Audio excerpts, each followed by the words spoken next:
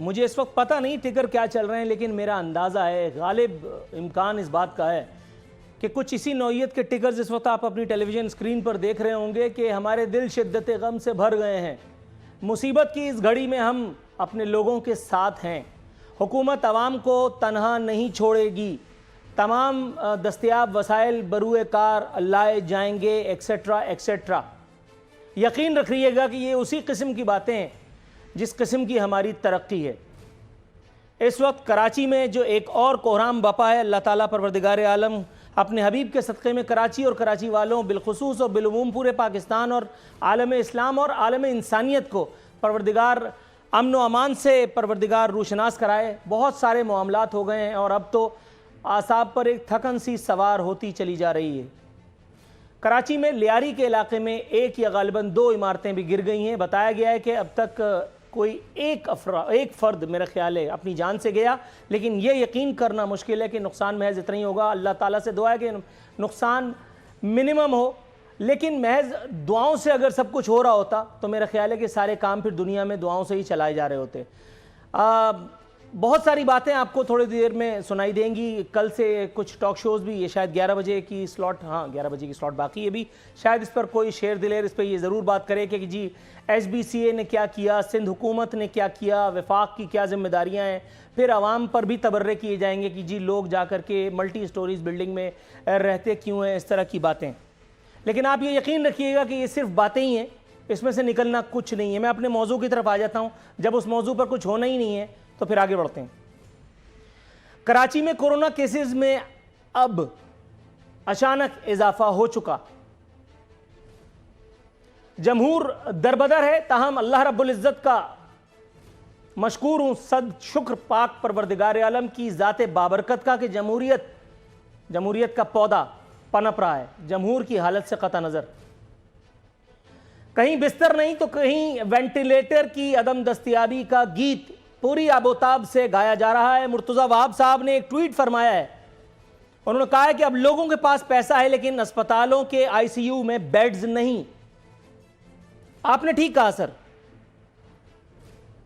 लोगों को ऐसा लगता है कि आप अपना काम करके फारिग हो भी गए।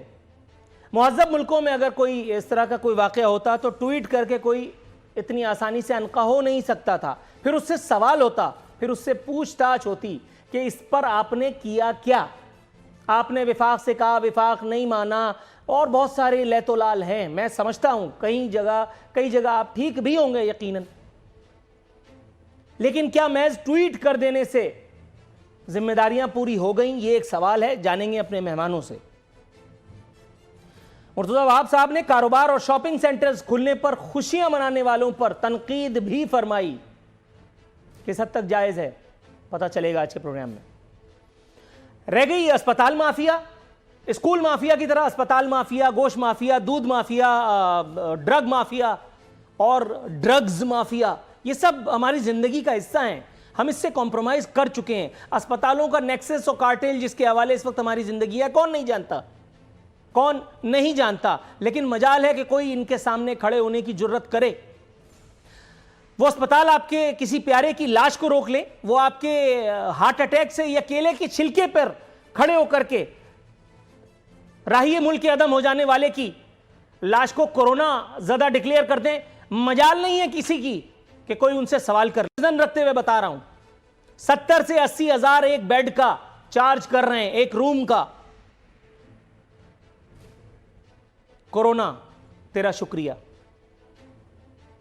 और वो बेड भी ऐसे नहीं मिल जाता। आज शाम को मेरी किसी से गुफ्तगू हुई, उसके भाई को कोरोना डिक्लेयर हुआ था। यू वोंट बिलीव, अगर मैं बताऊं तो शायद इस वक्त ये स्टूडियो गिर जाए। उसने किससे टेलीफोन करवाया, तब जाकर के उसके भाई को एक कमरा मिला। और आज शाम में मेरी उसके भाई से भी गुफ्तगू हुई, वो अभी तक बाकायदे हयात है अल्हम्दुलिल्लाह।